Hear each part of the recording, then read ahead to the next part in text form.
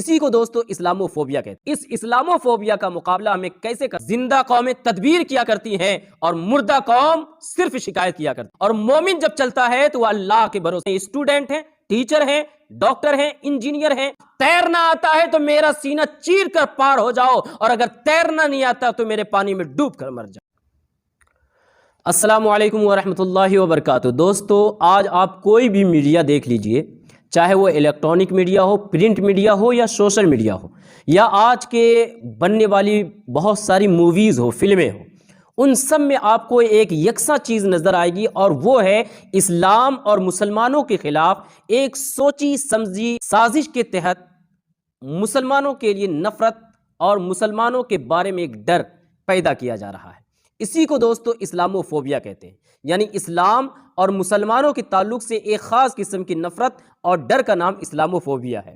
Islamophobia کا لفظ 1997 میں UK کے ایک رپورٹ کے اندر پہلی بار استعمال کیا گیا تھا، اور اس کے بعد اس کو مختلف مقام پہ مختلف طریقے سے استعمال کیا گیا ہے۔ میرے دوستو، اسلاموفوبیا کو پھیلانے میں سب سے بڑا رول ادا کیا ہے ٹیررزم نے، آتنکواد نے، دہشت گردی نے، جس کو کہ ایک بہت بڑے سازش کے تحت مسلمانوں کے ہاتھ میں ہتھیار دے کر کے، مسلمانوں کے خلاف لڑوا کر کے، مسلمانوں کو ہی مروا کر کے، اور اس کو اسلام کے دامن سے لگا دیا گیا ہے، اور ایک اسلاموفوبیا ایک ماحول بنانے کی کوشش کی گئی ہے۔ اس کی وجہ سے بہت جگہ موب لنچنگ ہو رہے ہیں، ذہنی اور جسمانی طور پہ مسلمانوں کو ٹارچر کیا جاتا ہے، اسلام اور پیغمبر اسلام کے خلاف گستاخیاں کی جاتی ہیں، قید و بند کی زندگی گزارنا پڑتا ہے مسلمانوں کو، بغیر جرم کے بھی ان کو جیل میں ڈال دیا جاتا ہے۔ یہ ساری وجوہات اسلاموفوبیا کی وجہ سے ہو رہی ہے۔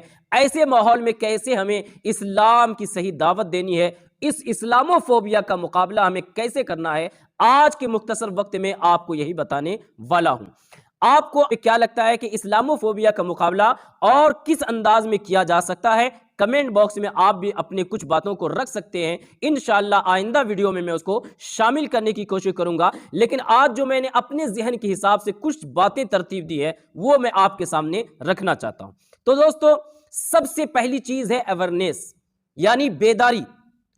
آقا علیہ السلام کی تعلیمات اور اسلام کی تعلیمات کے بارے میں اویئرنیس سب سے پہلے مسلمان قوم میں خود، اور اس کے بعد غیر مسلموں کے درمیان اس تعلیم کو عام کرنے کی ضرورت ہے کہ حقیقت میں اسلام کیا ہے اور پیغمبر اسلام کی تعلیمات کیا ہے۔ یہ اپنوں کے درمیان بھی اور غیروں کے درمیان بھی ہمیں کرنا ہے۔ نمبر 2 ہے آرگنائزیشنل اسٹریٹجی، منظم طریقے سے ہمیں کام کرنا ہے، ایک تدبیر کے تحت کام کرنا ہے۔ یاد رکھو، زندہ قومیں تدبیر کیا کرتی ہیں اور مردہ قوم صرف شکایت کیا کرتی ہے۔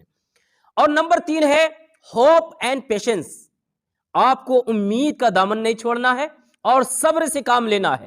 یاد رکھو، جو باز اڑتے ہیں، پرندے اڑتے ہیں، وہ اپنے بازوؤں پہ بھروسہ کرتے ہیں، اور مومن جب چلتا ہے تو وہ اللہ کے بھروسے چلا کرتا ہے، اس کو اللہ پر بھروسہ ہوتا ہے۔ تو آپ کو بھروسہ رکھنا ہے اللہ کی ذات پر، اور پیشنس یعنی صبر رکھنا ہے۔ ہر ایک چیز کا وقت گزر جاتا ہے، انشاءاللہ یہ وقت بھی گزر جائے۔ اور نمبر 4 ہے پولیٹیکل اسٹریٹجی، سیاسی طور پر ہمیں بیدار ہو کر کے اس میں غیر مسلم بھائیوں کو بھی شامل کرنا ہے، جو لوگ سیکولر ذہن کے مالک ہیں اور جن کے ایشوز کامن ہیں، سوشل ایشوز ہیں، کامن پرابلمز ہیں، ان تمام معاملات پہ غیر مسلم بھائیوں کو ساتھ میں لے کر کے ایک مکمل اسٹریٹجی کے تحت ہمیں چلنا ہوگا، اسی کو پولیٹیکل اسٹریٹجی کہا جاتا ہے۔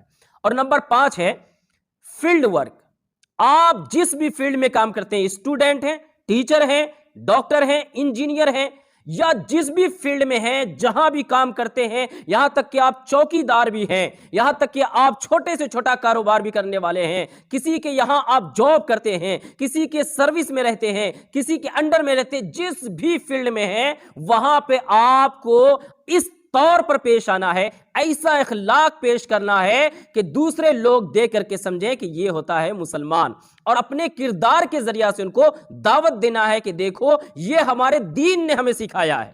آپ نے کوئی اچھا کام کیا، لوگوں نے تعریف کی، تو آپ کو وہیں پہ کہنا ہے کہ یہی میرے دین نے سکھایا ہے، یہی میرے پیغمبر نے ہمیں تعلیم دی ہے۔ اس کا بہت بڑا اثر غیروں کے اوپر پڑنے والا ہے۔ اور نمبر 6 ہے ایکسیلنس ان یور فیلڈ، آپ اپنے فیلڈ کے ماہر بنیے، डॉक्टरी हो, इंजीनियरिंग हो या जिस भी फील्ड में है, आप उसमें महारत हासिल कीजिए। जब आपके पास महारत होगी, मान लीजिए शहर में 10 डॉक्टर हैं और 10 डॉक्टर में से सिर्फ 3 मुसलमान हैं, लेकिन अगर वो 3 भी बहुत ही जबरदस्त, अच्छे और शानदार आला मकाम किस्म के डॉक्टर हैं, तो यकीन मानो मुसलमान हो गैर मुस्लिम हो, उसी मुसलमान डॉक्टर के पास उनको आना होगा और उस आने का एक अच्छा मौका आपके पास है कि आप अपने दीन के अच्छे तौर पर दावत पेश कर सकते हैं, अमली तौर पर, नहीं तो कम से कम नफरतों को आप कम कर सकते हैं। 7वीं चीज है सोशल मीडिया का सही इस्तेमाल। सोशल मीडिया का इस्तेमाल, आपने सुना कि media, electronic media, print media, social media, movies के जरिया से हमें कमजोर किया जा रहा है, हमारे खिलाफ नफरत फैलाई जा रही है, तो हमें भी इसी का इस्तेमाल करते हुए पॉजिटिव चीजों को फैलाना है। उलमाए किराम, बड़े बड़े पढ़े लिखे लोग, एजुकेटेड लोग सोशल मीडिया का इस्तेमाल करें और वहां पे जो इस्लाम के खिलाफ नफरत अंगेज बातें की जाती है, उसका मुस्बत जवाब आप दे सकते हैं अच्छे तरीके से इस्तेमाल करके। हमारे नौजवान घंटों तक बुनियाद चीजें, लायानी चीजों को सोशल मीडिया पे देखते हैं। अगर वही चीज का इस्तेमाल दीन और इस्लाम के लिए करना शुरू कर दे तो कसम खुदा की एक इनकलाब आ सकता है। नंबर 8 है सोशल वर्क।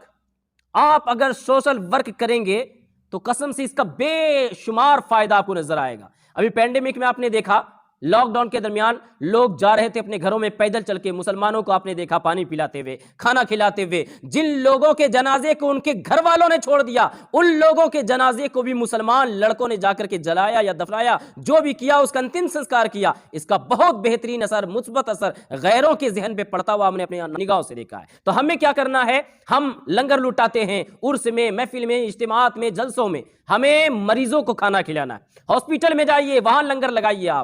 आप स्टूडेंट्स जो होते हैं पढ़ने वाले, उन तक खाना पहुंचाइए इजाजत लेकर के। आप रास्तों में पेड़ पौधे लगाइए, पेड़ पौधे के ऊपर जो वो घेरा लगाया होता है उस पे अपनी मस्जिद का, मदरसे का, तंजीम का नाम लिख दीजिए, ताकि लोगों को मालूम होगा कि ये पेड़ लगाने वाला एक मुसलमान है, मुसलमान तंजीम है, या मस्जिद या मदरसे की जानिब से पेड़ पौधे लगाए गए। और 9वीं चीज है इस्लामी शनाख्त वाले नाम से हॉस्पिटल में कमरे बनवाइए या हॉस्टल तामीर कीजिए। आप वहां पे रहने सहने का इंतजाम, मुसलमान हो चाहे गैर मुस्लिम, सबके लिए बराबर कीजिए। मुसलमान गैर मुस्लिम सब उससे फायदा उठाते हो, ये काम कीजिए। और हर वो काम, सोशल वर्क का हर वो काम जिससे आम लोग फायदा उठा सके, आप उस काम को अंजाम दीजिए। इसका मुस्बत असर, पॉजिटिव असर इंशाअल्लाह आप गैरों के ऊपर पड़ता हुआ जरूर देखिए। 11वीं चीज जो है दोस्तों कि इस्लाम का इंट्रोडक्शन करना सीखिए। आप सबसे पहले आप इंट्रोड्यूस कैसे कर सकते हैं दीन को, आप इसकी तालीम लीजिए बाज़ाब्ता तौर पर किसी आलिम दीन से, पढ़े लिखे लोगों से, कि 5 से 10 मिनट में क्या आप इस्लाम को डिस्क्राइब कर सकते हैं, इस्लाम को किसी गैर को समझा सकते हैं। गैर मुस्लिम के जहन में 10 मिनट के अंदर अंदर इस्लाम को अच्छे तौर पे शानदार तरीके से अगर आप तारुफ पेश कर सकते हैं तो ये काम आप सीख लीजिए, इंशाअल्लाह इनकलाब आएगा। और नंबर 12 है मदरसे का और मस्जिद का अच्छा इस्तेमाल। मस्जिदों का हमने इस्तेमाल सिर्फ नमाज पढ़ने के लिए किया है, जबकि हम सोशल वर्क किसके जरिए से कर सकते हैं। या मस्जिद में जो बहुत सारा जलसा जुलूस या इस तरह के जो काम होते हैं, तो मस्जिद के आस पड़ोस में रहने वाले गैर मुस्लिमों के ऊपर हम इसका क्या अच्छा असर मुरतब कर सकते हैं, हमें मस्जिद से ये काम लेना चाहिए। और मदरसे का सही इस्तेमाल ये है कि मदरसे का निज़ाम नया किया जाए, मॉडर्न किया जाए, अच्छी तालीम की दी जाए, नौजवानों में रहने वाले तालिब इल्मों में अखलाक की तरबियत दी जाए, उनको सही तौर पर इस्लाम नमूना बन करके आप कैसे दूसरों के दरमियान में जाएंगे, ये मुकम्मल तरबियत हमें मदरसे में दी जाएगी। इसके लिए मदरसे के मॉडर्न, नए तरीके, नए निज़ाम, नए तालीमी निज़ाम की हमें सख्त ज़रूरत है। मेरे दोस्तों याद रखो, अगर कश्ती कितनी भी ज़्यादा मुक़द्दस हो, अगर वो बोसीदा हो जाए तो उसे किसी म्यूजियम में सजा के महफूज कर देते हैं। अगर दरिया में उतारोगे तो डूब जाओगे। दोस्तों इन चीजों के ऊपर अगर हमने अमल ना किया, तदबीर इख्तियार ना की और पुरानी कश्ती पे अगर सवार रहे तो हमें डूबने से कोई नहीं बचा सकता।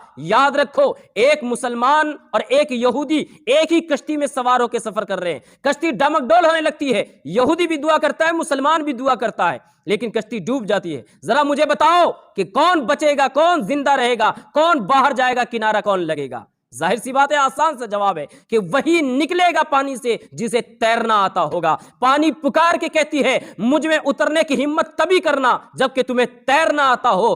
تیرنا آتا ہے تو میرا سینہ چیر کر پار ہو جاؤ، اور اگر تیرنا نہیں آتا تو میرے پانی میں ڈوب کر مر جاؤ۔ دوستو، اسلامو فوبیا کو ہم اس انداز میں اور اس طرح انشاءاللہ جڑ سے ختم کر سکتے ہیں۔ یاد رکھو ایک بات ہمیشہ ذہن میں کہ یہ تمام چیزوں کی اصل وہیں سے شروع ہوتی ہے۔ آپ اپنے رب کی جانب رجوع کیجئے۔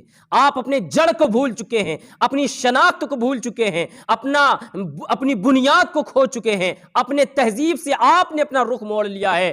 واپس اپنی تہذیب کی طرف آئیے، اپنے تمدن کی طرف آئیے، اپنے جڑ کی طرف آئیے۔ آپ فنڈامنٹلسٹ بنیے، بالکل بنیاد پرست مسلمان بنیے۔ انشاءاللہ انقلاب دنیا اپنے نگاہوں سے دیکھے گی۔ یہ اس سے زیادہ برا نہیں ہے کہ تاتاریوں نے 3 دن میں 18 لاکھ مسلمانوں کو قتل کیا تھا، اور سارے مسلمانوں نے سوچا تھا اب مسلمان و اسلام کا نام و نشان مٹ گیا، لیکن اللہ نے پھر سے وہیں سے اسلام کی آبیاری کی، اور اسی تاتاری قوم میں سے ایک مسلمان ہوتا ہے، اسلام قبول کرتا ہے، مسلمان بنتا ہے، مسلمانوں کو عروج دیتا ہے۔ تو علامہ اقبال شاعر مشرق کہتے ہیں پاس بام مل گئے کعبے کو صنم خانے۔